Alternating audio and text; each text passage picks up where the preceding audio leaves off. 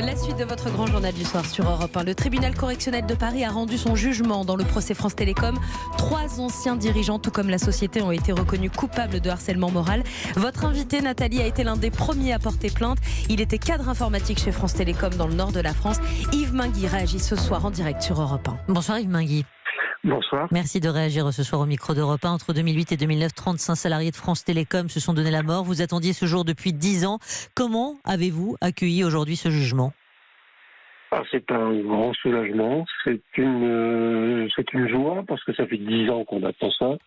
Ça fait 10 ans qu'on est moi et mes collègues sont dans une galère, dans la dépression. Pour certains ne sont plus là. C'est vrai que c'était 10 ans et c'est long. 10 ans dans une vie, c'est long d'attendre. C'est long, 10 ans dans une vie. C'était long aussi ces semaines d'audience. Vous allez nous raconter dans une seconde. Mais vous considérez, vous êtes soulagé, vous nous le dites, mais vous considérez véritablement que cette décision reconnaît la gravité de ce qui s'est passé. Ça suffit, 75 000 € d'amende pour cette entreprise du CAC 40 ? Vis-à-vis de la loi, c'est quasiment la peine maximale.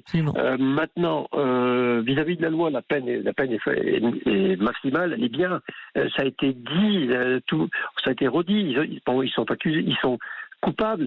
Mais par rapport à ce qu'on a vécu, ce que tous mes collègues, tous ceux qu'on connaît, tous ceux qui ne sont pas connus, tous ceux qui ne sont pas déclarés, tous ceux qui n'ont rien dit, la peine, c'est quand même léger, quoi. Dérisoire. France Télécom a annoncé Didier Lombard a annoncé qu'il ferait appel. France Télécom, non. Mais Didier Lombard, oui. Alors qu'il a été condamné à 1 an de prison, donc 4 mois ferme et 15 000 € d'amende. Ça veut dire qu'il y aura un autre procès, Yves Minguy. Ça veut dire qu'il y aura un autre procès. Et ça veut dire aussi que Didier Lombard ne fera pas de prison, vous le savez. A-t-il exprimé des regrets pendant ces semaines ?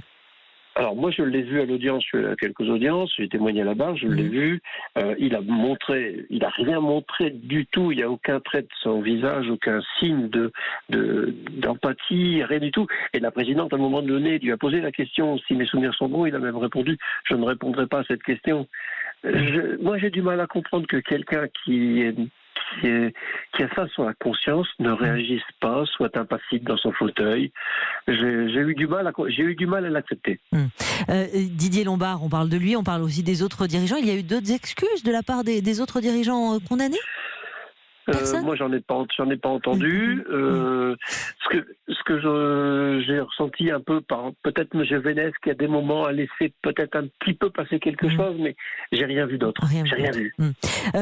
Évidemment, Yves Minguy, on regarde votre histoire. Vous avez passé quasiment 35 ans à France Télécom, si j'ai bien fait le calcul.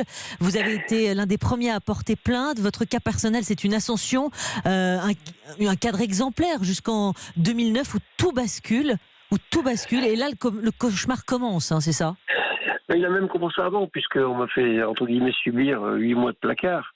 Et 8 mois de placard, 8 mois sans rien faire dans un bureau, quasiment sans rien faire, c'est vraiment, c'est dégradant. Et puis après, je me suis, entre guillemets, redressé. J'ai eu la chance de rencontrer des gens qui m'ont remis sur les rails. Et puis, quand vous êtes à l'ascension, vous êtes bien reparti, vous allez être nominé à un jury d'innovation, et puis un bon matin, on vous tire en plein vol, quoi. Et alors après, c'est quoi ? C'est l'arrêt maladie, les antidépresseurs, d'autres collègues aussi que vous voyez comme vous couler ? Couler, j'en ai vu couler, j'en ai vu disparaître.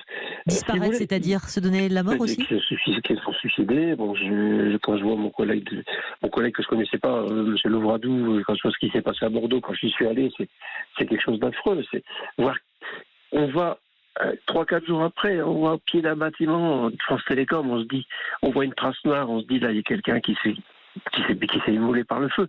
Et c'est impensable. Il faut vraiment que les gens, il en était à un point où ils ne pouvaient plus faire marche arrière, quoi. Vous faites référence effectivement à votre collègue Louvradou. Raphaël Louvradou était ce matin sur Europe 1 au micro de Mathieu Béliard. Lui, il parlait vraiment de condamnation ridicule. Il disait s'il n'y a pas de prison, ça ne sert à rien fondamentalement.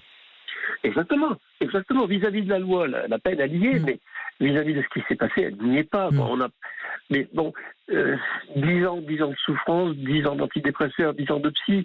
Et pour d'autres, c'est pareil. Alors, qui est tout ce qu'à côté, les vies de famille démolies, les vies de couple démolies, les entreprises, peut-être des conjoints ou des conjointes démolies. Ça n'a pas de prix. Vous avez, je crois, pleuré, versé vraiment des larmes toute la matinée avec votre épouse. Ce soir, qu'est-ce qui va se passer? Ouais. Et qu'est-ce que cette décision va changer dans votre vie? Ça va changer on va essayer de tourner la page. Il faut tourner la page.